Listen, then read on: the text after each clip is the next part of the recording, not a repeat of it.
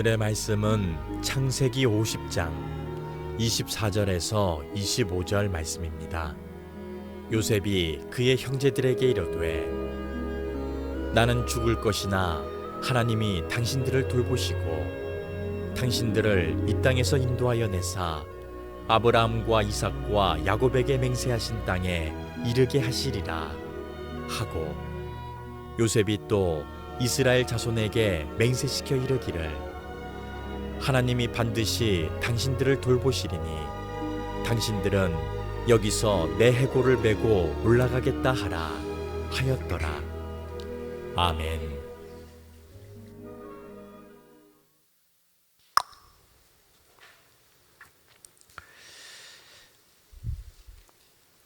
여러분은 살기 위해서 사십니까? 죽기 위해서 사십니까? 뭐가 센 것 같아요? 사는 게 센 것 같아요? 죽는 게 센 것 같아요? 우린 다 사실 죽기 위해 사는 거예요. 그죠? 우리가 아무리 찬란한 인생을 살아도 우리의 끝은 죽음이에요. 그래서 이 죽음의 문제를 잘 다루는 사람은 인생을 잘 사는 거고요. 이 죽음의 문제를 잘 못 다루는 사람은 인생을 잘 못 사는 거예요. 오늘 이제 창세기가 대단원의 막을 내립니다. 50장. 한 1년 6개월 정도 창세기만 가지고 씨름을 한 것 같은데, 이게 한 16년을 해도 너무 방대한 분량이기 때문에 이게 창조의 이야기, 심판과 족장들의 이야기, 뭐 굉장히 사실 복잡하고 방대한 거기 때문에 우리가 이걸 세세하게 다룬다는 게 사실은 불가능하죠. 그러나 하나님이 그때그때마다 은혜를 주셔서 가장 중요한 성경의 맥들을 짚어가며 창세기를 쭉 우리가 한번 훑어봤습니다.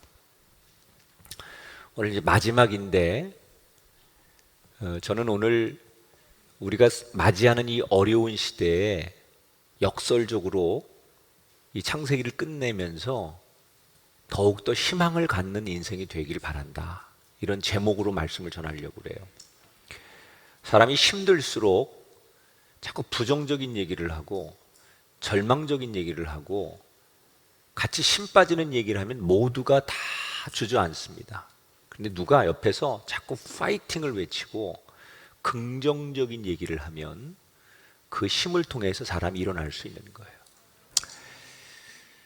지난 시간에 여러분에게 설교해드렸던 내용이 야곱이 147년에 참 우여곡절에 나그네 인생길을 마감하는 이야기를 소개해드렸어요. 근데 저는 이 야곱의 죽음이 참 저에게 감동적이었던 게 어떤 거냐면요, 사실 야곱은 이집트에서 아들 요셉이 지금 그 이집트의 최고의 권력자 아닙니까? 총리고 모든 힘을 가지고 있는 실권자예요. 그래서 마음만 먹으면 이집트의 화려한 피라미드라고 하는 무덤에 묻힐 수 있는 사람이에요. 얼마든지 그걸 알아요. 그런데 스스로 자기를 화려한 피라미드 무덤이 아닌 가나안 땅에 자기 아버지와 할아버지가 묻혀있는 막벨라 동굴에 묻어달라. 굉장히 초라한 동굴이거든요. 전 세계에서 장례 문화가 가장 발달한 데가 중동이고요. 그리고 그 가운데 가장 앞서 있는 데가 애굽이에요. 이집트.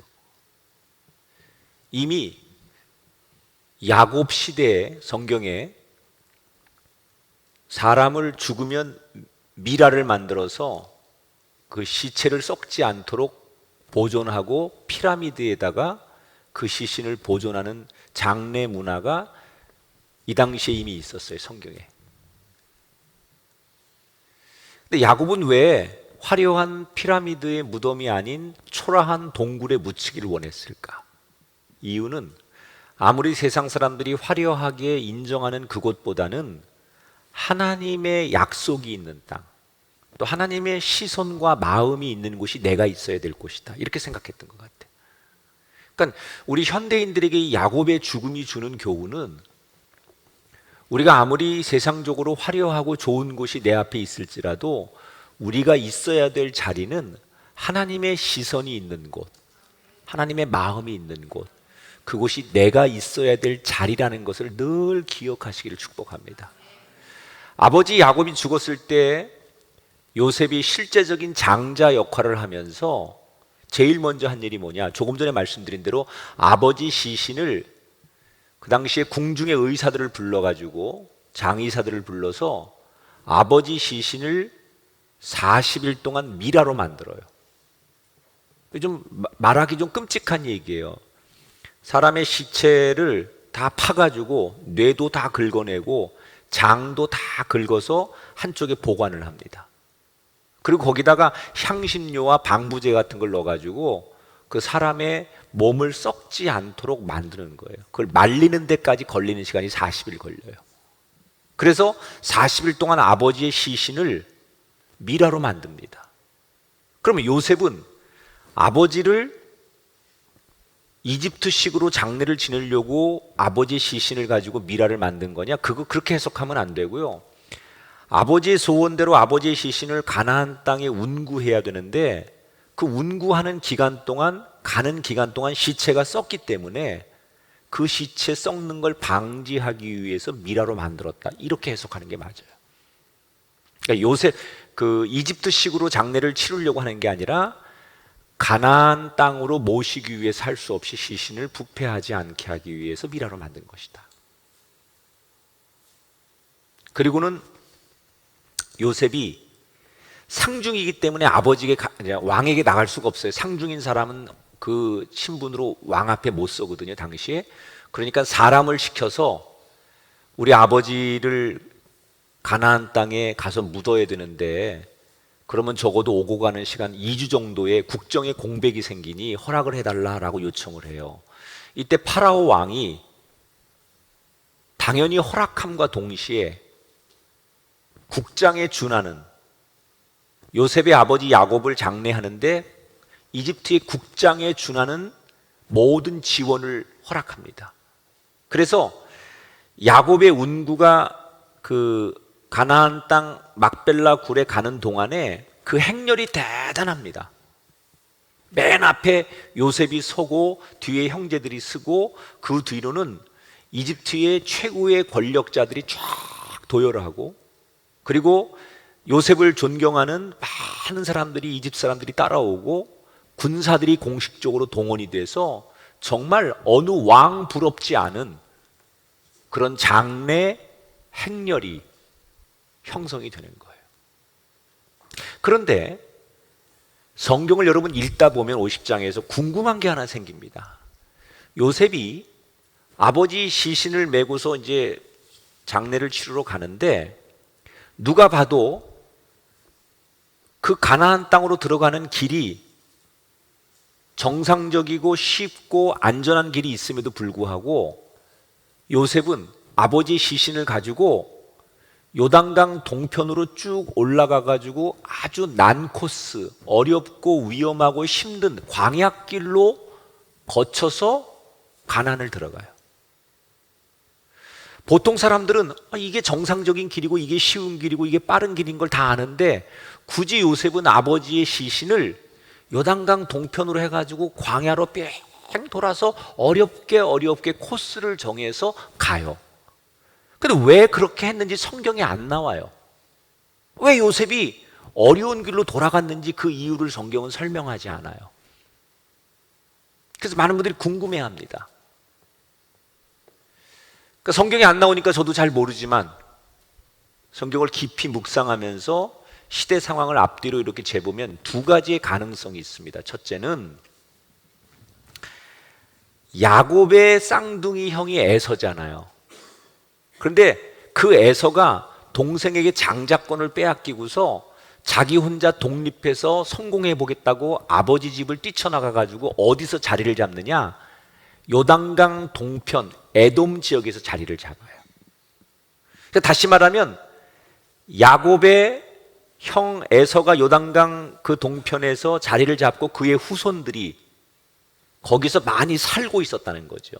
그러니까 요셉은 마지막으로 아버지의 운구 행렬을 자기의 큰아버지의 후손들이 인사할 수 있도록 아버지를 그쪽으로 안내했을 가능성이 있다. 이거 제가 해석하는 거예요. 두 번째, 왜 그랬을까? 이집트는 최강대국이에요. 그리고 요셉은 이집트의 실권자예요. 그런데 직선으로 가나안 땅에 들어가다 보면 많은 부족들을 거쳐야 되고 다른 나라를 거쳐 들어가야 돼요.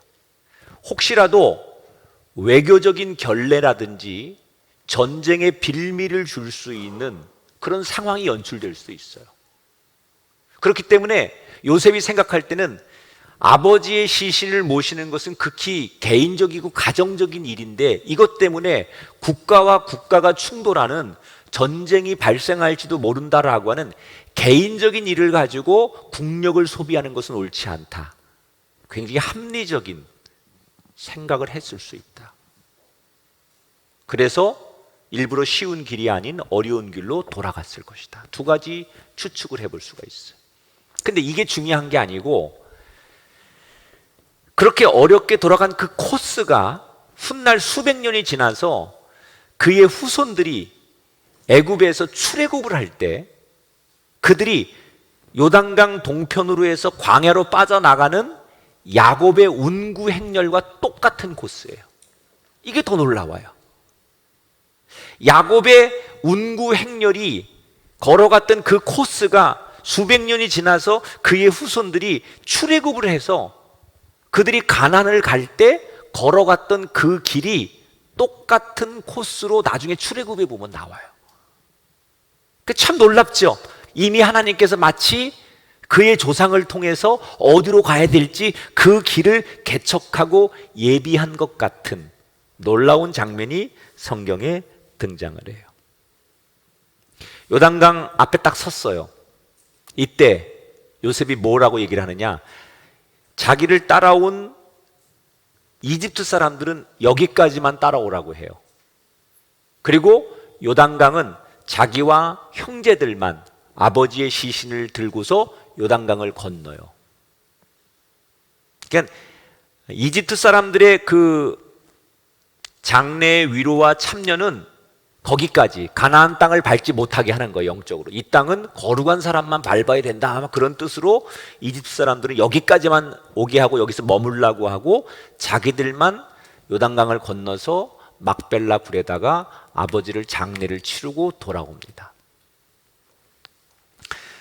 이미 여러분 가족 장례를 치러본 사람은 알겠지만 사람이 제일 힘든 때가 언제냐면 사랑하는 가족을 잃는 거예요.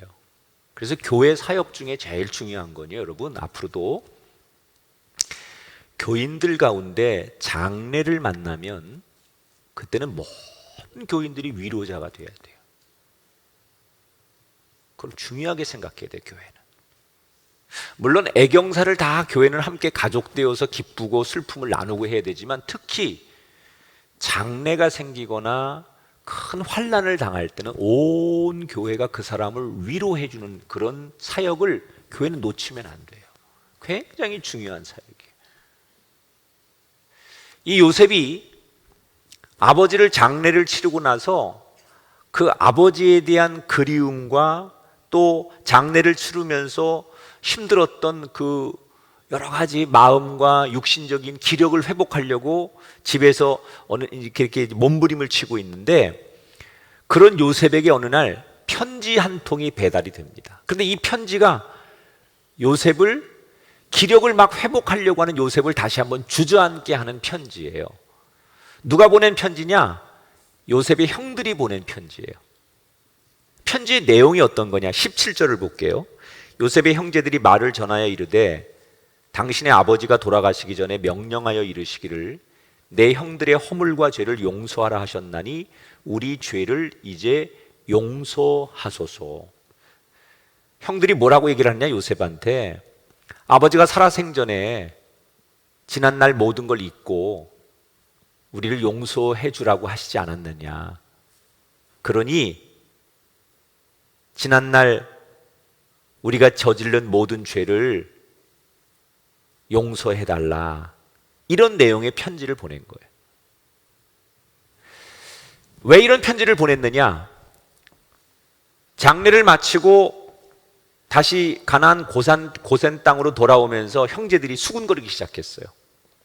야, 아버지가 살아계실 때는 요셉이 아버지가 떡하고 계시니까 우리한테 지난날 자기한테 한 짓을 복수를 못하는 거지만 이제 아버지가 돌아가셨으니까 지난날의 죄를 묻고 우리한테 복수하면 어떻게 하지? 이런 걱정을 하기 시작한 거예요. 그래서 돌아오자마자 아버지를 앞세워서 편지를 써가지고 아버지가 복수하지 말라고 했고 용서하라고 했으니 우리를 용서해다오 라고 편지를 보낸 거예요. 이 편지를 받은 요셉의 마음은 어땠을까요? 여러분, 우리가 이미 창세기를 통해서 요셉이 어떤 사람이고 요셉이 어떻게 지내왔는지를 알았어요. 그게 뭐냐? 요셉은 지난날의 과거를 다 잊었어요. 형들을 진심으로 용서했어요. 그냥 자기는 지나간 건 지나간 거니까 그 과거에 연연하지 않고 형들을 용서하기로 했으니까 진짜로 용서하고 진심으로 형들과 화해했고 형들을 보살펴 줬어요. 그런데 나는 그렇게 생각하고 그렇게 살아왔는데 막상 오늘 이 편지를 받아보니까 형들은 그게 아니었던 거예요. 형들은 여전히 마음의 벽을 가지고 동생 요셉과 거리를 뒀고 동생을 동생으로 대한 게 아니라 그 과거로부터 벗어난 게 아니라 여전히 과거에 붙들려 있는 그 형들의 모습을 본 거예요. 아무리 진심을 다해도 내 진심이 전해지지 않는 형들을 보면서 요셉은 맥이 빠지죠. 안 되는 사람은 안 되는구나. 아무리 용서를 하고 사랑을 주고 진심을 줘도 안 되는 인간들은 안 되나 보다. 뭐 이런 인간적인 절망을 할 수밖에 없는 상황이에요. 여러분, 때때로 우리가 하나님의 은혜 속에 살면서도 은혜를 의심하는 사람들이 있어요. 분명히 하나님은 우리의 과거와 우리의 허물과 우리의 죄를 용서하셨는데도 그 자비의 하나님을 믿지 못해서 여전히 불안해하고 그 과거의 문제로 염려하고 두려워하고 스트레스 받고 괴로워하는 사람들이 있어요. 하나님이 주신 은총을 마음껏 누리지 못하는 사람들. 여러분, 하나님이 여러분을 용서하시면 용서받은 거예요. 하나님의 사랑은 하늘을 두루마리 삼고 바다를 먹물 삼아도 우리의 가슴과 인간의 머리로 측량할 수 없는 게 하나님의 넓은 사랑이에요. 인간의 감정으로는 용서가 안 되는 게 있을지 모르지만 하나님의 사랑은 인간의 그 생각을 초월하는 게 하나님의 사랑 아닙니까? 그 하나님의 사랑이 저와 여러분을 용서하고 자비를 베풀었다면 우리는 그 하나님의 사랑을 받아들일 줄 알아야 돼요. 근데 여전히 하나님이 우리를 용서했다는데 하나님이 우리를 자비함으로 사랑하신다는데 그걸 못 받아들이고 살고 있는 이 형들과 같은 실존의 모습을 갖고 있는 그리스도인들이 있다는 거예요.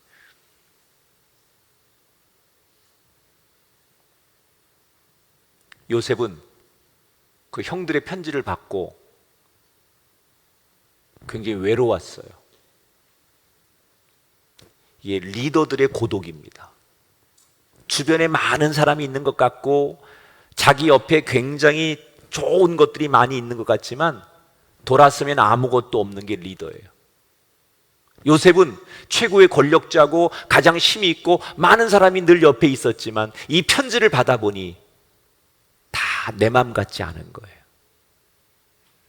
자기만 혼자 고독해지는 거예요. 그래서 요셉은 그 편지를 붙들고 오늘 성경에 보면 한없이 웁니다. 소리내어 웁니다. 너무 외롭고 너무 고독한 거예요.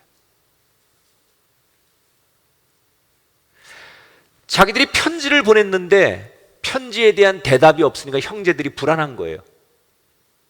왜 편지를 보냈는데 답장이 없을까? 그래서 이 형들이 불안에 견딜 수가 없으니까 요셉을 찾아갑니다.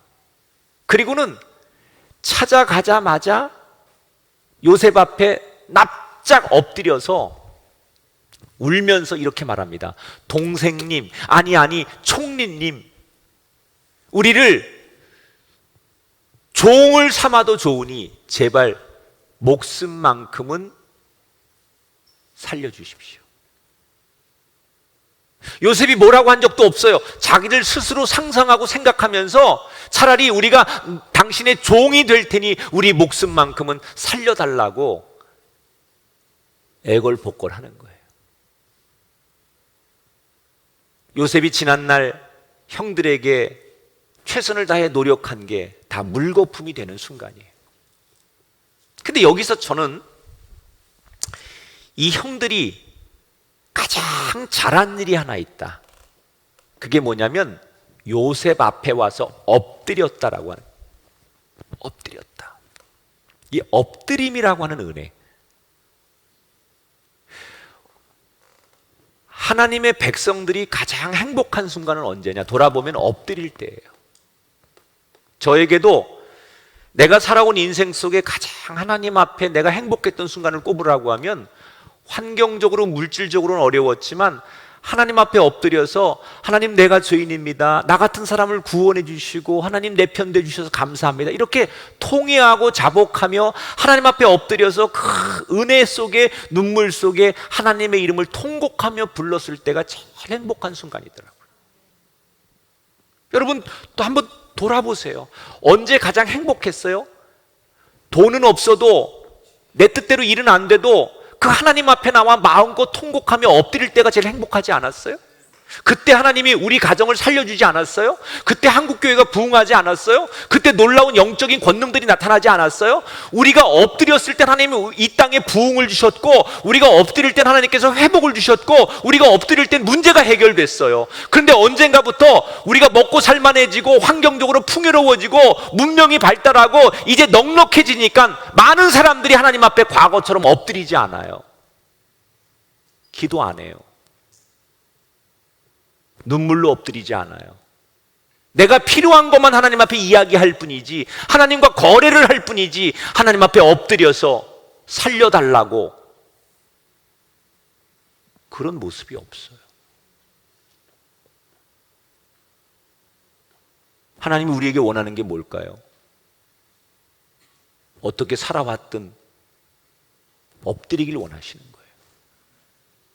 나는 여러분에게 이 형들이 살려달라고 눈물로 엎드렸던 것처럼 하나님 앞에 다시, 하나님, 이 부족한 죄인을 용서하시고 살려주십시오라고 엎드리는 은혜가 우리에게 회복되게 되기를 축원합니다. 세상에서 방황할 때 나 주님을 몰랐네, 내 맘대로 고집하며 온갖 죄를 저질렀네. 예수여, 이 죄인도 용서받을 수 있나요? 벌레만도 못한 내가 용서받을 수 있나요? 많은 사람 찾아와서 나의 친구가 되어도 병든 몸과 상한 마음 위로받지 못했다오. 예수여, 이 죄인을 불쌍히 여겨 주소서. 의지할 것 없는 이모 위로받기 원함. 이재인의 애통함을 이재인의 애통함 예수께서 들으셨네.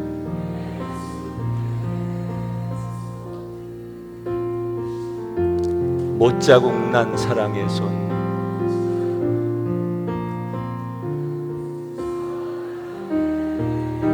나를 어루만지셨네. 내 주여 이 죄인이 내 주여 이 죄인이 다시 눈물을 흘립니다. 오 내 주여 나 이제는 아무 걱정 없어요.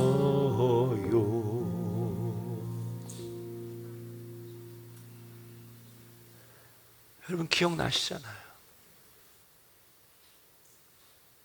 이 찬송 한 곡에 하나님 앞에 엎드려 통곡하고 자복하고 밤새도록 하나님 앞에 대면하고 하나님의 이름을 불렀던 그 엎드림의 시간이 여러분에게 있었잖아요. 그때 얼마나 행복했어요. 그때 얼마나 우리가 살아났어요.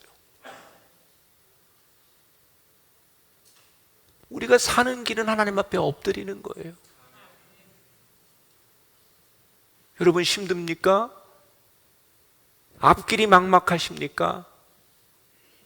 하나님 앞에 엎드려지는 은혜가 여러분에게 있게 되기를 축원합니다. 제발 살려달라고 엎드리는 형들을 향하여 요셉이 뭐라고 말하느냐. 19절 20절에 보니까 두려워하지 마소서. 당신들은 나를 해하려 하였으나 하나님은 그것을 선으로 바꾸사 오늘과 같이 많은 백성의 생명을 구원하게 하시려 하셨나니.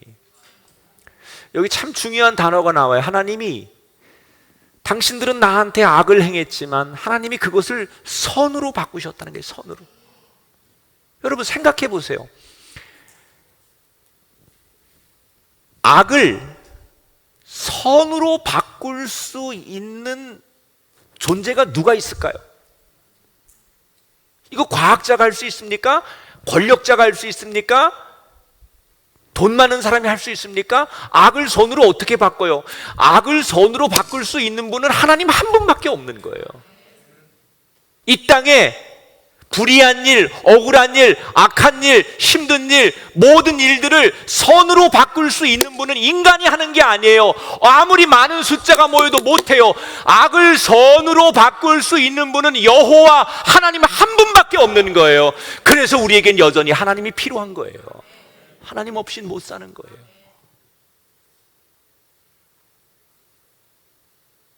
요셉이 말하잖아요. 당신들은 나에게 악으로 하셨지만 하나님이 그것을 선으로 바꾸셨습니다. 오늘 여러분에게, 여러분 가정에게 불행한 일이 찾아오셨거나 힘들고 속상한 일, 너무 괴로운 일이 찾아오셨거든 내가 믿는 하나님의 이름으로 그 악함이, 그 불행함이, 그 어둠이 선으로 바뀌어지는 기적이 일어나기를 축원합니다. 하나님만이 그렇게 하실 수 있어요. 악을 선으로 바꾸시는 하나님. 기가 막히잖아요. 그래서 저는 오늘도 설교마다 이렇게 외쳤어요. 그 하나님이 계셔서 참 다행입니다. 나한테. 그 하나님이 내 아버지인 게 얼마나 좋은지 몰라요.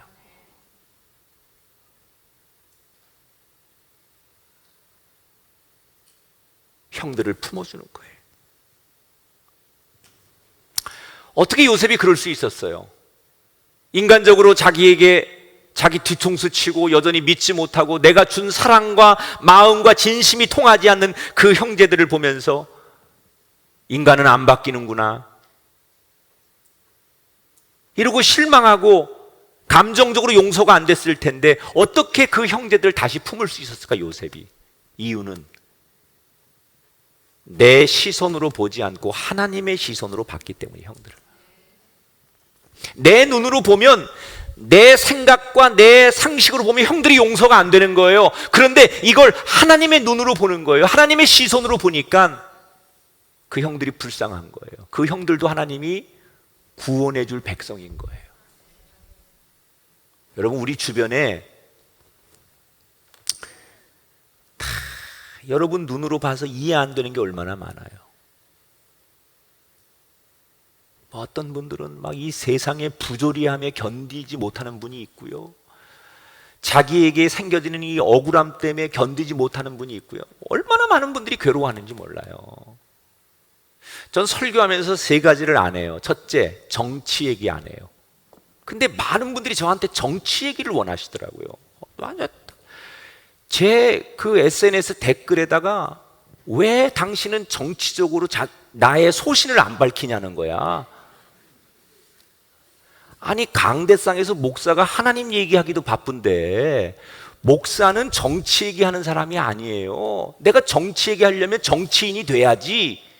나는 목사예요. 그래서 하나님 말씀을 강대상에서 전해야지. 나한테 그런 얘기를 듣기를 원하지 마세요. 그 얘기하는 사람한테 가 그러면. 정치 얘기하는 목사들 많이 있잖아. 날마다 정치 얘기하잖아. 하나님 얘기는 안 하고. 가 흘리. 그 얘기가 그렇게 듣고 싶으면 거기에 들어요. 왜 나한테 와서 그래? 나는 하나님 말씀 전하는 게 더 좋아요. 말씀 듣고 여러분이 판단하시는 거지, 무슨 나를 통해서 진보든 뭐 보수든 뭘 편들어 주길 나한테 원하세요. 목사는 절대로 강단에서 자기 가정 얘기나 개인의 일이나 이런 그런 정치적인 얘기를 하면 안 돼요. 목사는 그게 맞는 거예요. 근데 왜 자꾸 나한테 왜 당신은 정치적인 소신을 안 밝히냐, 그러면 안 된다. 그분한테 가서 들어. 여러분, 우리 눈으로 보면 이해 안 되는 게 너무 많잖아요. 어떻게 나라가 이럴 수 있으며, 어떻게 세상이 이럴 수 있으며, 어떻게 정의가 이렇게 무너질 수 있으며, 이 상식적이지 않은 일들이 너무 많이 일어나잖아요.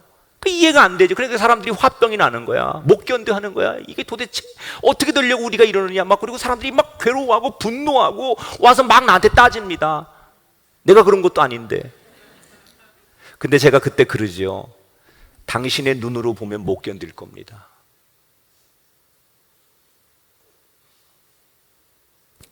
하나님의 눈으로 보십시오. 당신의 시각으로 세상을 보면 숨을 못 쉴 겁니다. 그런데 하나님의 시각으로 보셔야 됩니다. 요셉이 그걸 잘한 거예요. 내 눈으로 보지 않고 하나님의 시각으로 보니까 그걸 끌어안는 거지. 그게 용서가 되는 거고 참는 거고 이해하는 거지. 여러분에게 오늘 요셉이 가졌던 하나님의 시각, 하나님의 마음, 하나님의 시선이 회복되게 되기를 주님의 이름으로 축원합니다. 자, 이렇게 다시 형들과 화해를 하고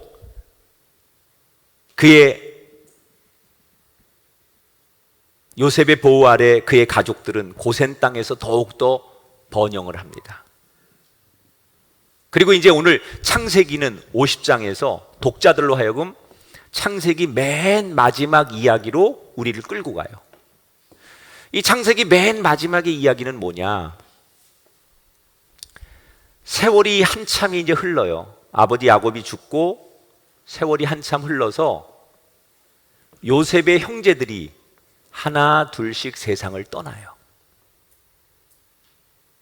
그리고 요셉도 관직에서 은퇴를 하고 어느덧 그의 나이가 110살이 됩니다. 지난번에 제가 한번 설교를 했는데 기억나시나 모르겠어요. 이집트에서 사람들이 가장 인간이 이상적으로 그 장수할 수 있는 최고의 나이를 110살로 봐요. 그런데 요셉이 평상시에 존경하는 사람이었는데 110살까지 딱 사니까는 사람들이 요셉을 엄청나게 존경합니다, 당시에.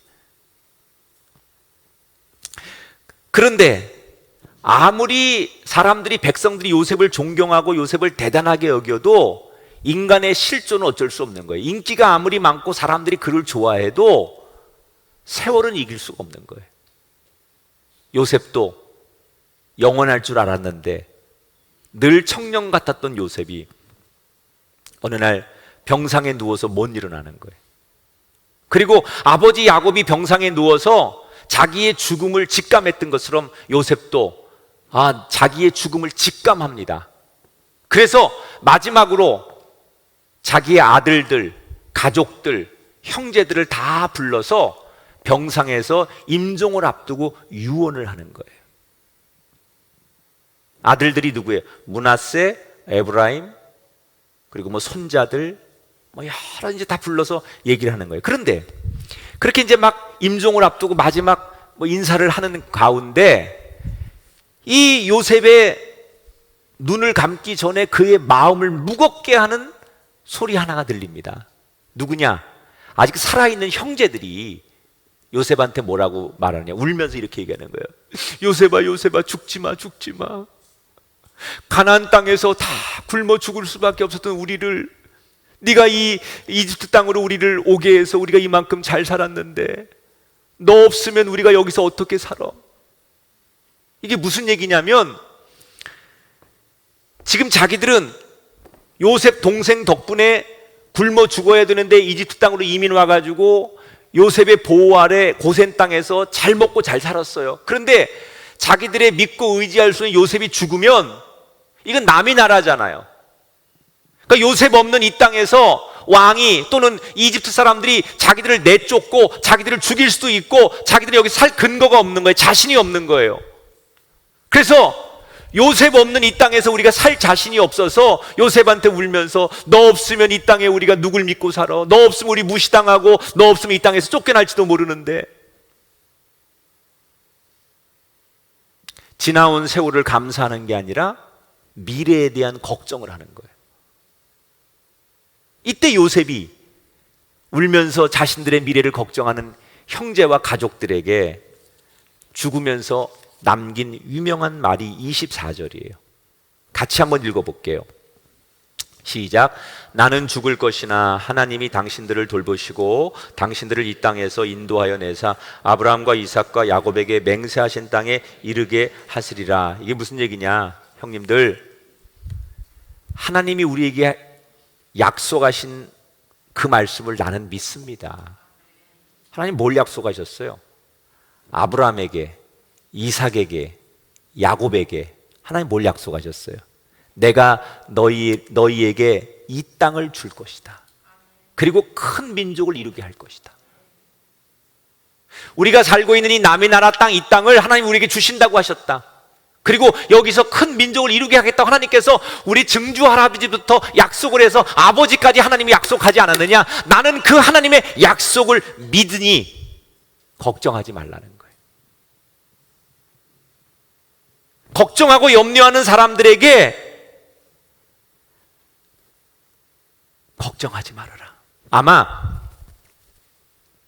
가족들이 원하는 이벤트는 기대하는 건 이런 거였을 거예요. 너 없으면 우리 여기서 어떻게 살아? 우리 아무런 보장도 못 받고 쫓겨날지도 몰라. 이러고 울 때 우리가 생각하는 드라마는 이런 거겠죠? 갑자기 죽어가는 요셉이 가슴팍에서 뭘 하나 다 꺼내. 다 꺼내면서 형님들, 내가 그럴 줄 알고 며칠 전에 파라오 왕을 만나서 내가 없어도 죽어도 우리 가족들을 잘 돌보겠다는 각서를 하나 지장을 받았습니다. 무슨 일이 있으면 이걸 잘 간직하고 있다가 이거를 내놓으면 됩니다. 그리고 꼴가락 하면 되는 거야.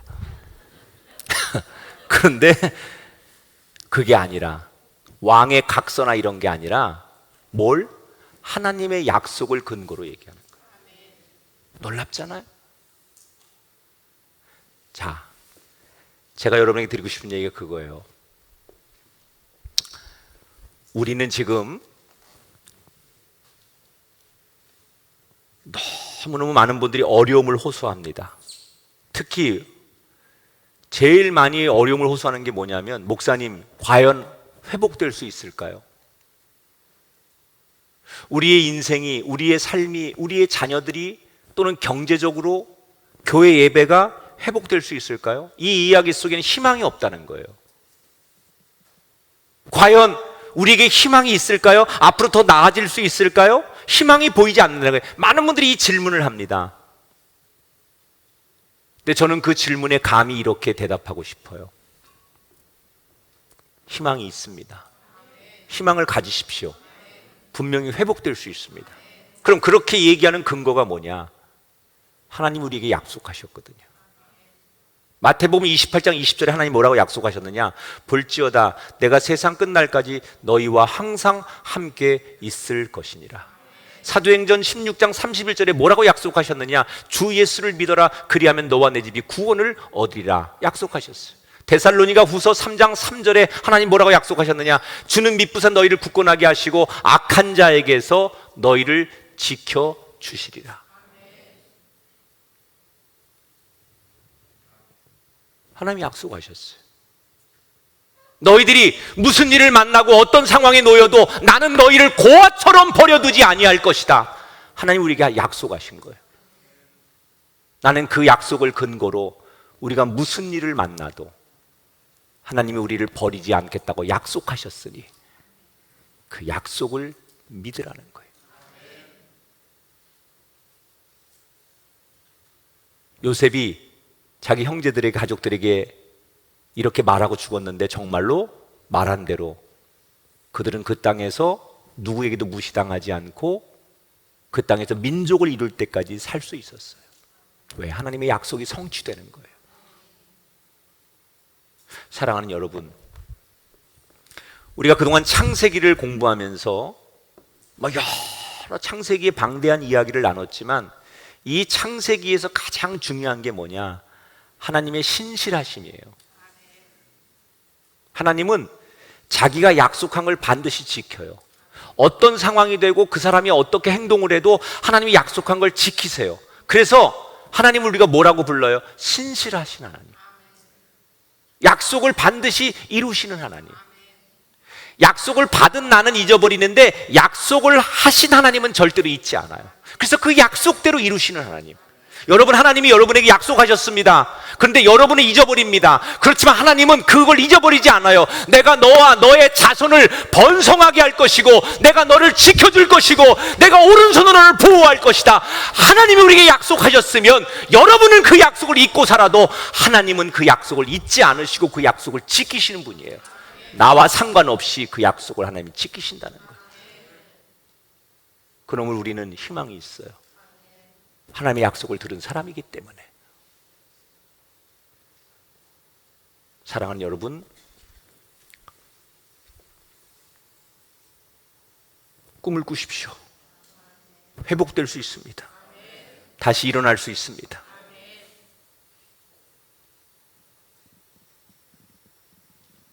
다음 시간부터는 출애굽기를 나눌 건데 이 창세기를 마무리하면서 제가 여러분에게 나누고 싶은 건 창세기는요 변함없는 하나님의 사랑이에요. 인간이 타락하고 죄를 짓고 물로 심판을 받을 만큼 악해도 소돔과 고모라 땅의 그 악해도 하나님은 여전히 변함없이 또 긍휼함으로 인간을 사랑하고 용서하고 회복시키시는 하나님. 그게 창세기의 주제예요. 무슨 일이 있어도 하나님은 날 버리지 않으신다는 이 굳건한 창세기의 메시지를 가슴에 품으시고 우리가 살아가는 내내 창세기에서 흘러나오는 하나님의 깊은 사랑이 우리의 삶을 적시고 우리의 가정을 적시는 아름다운 여생이 되시기를 주님의 이름으로 축원합니다. 영상을 만나보겠습니다.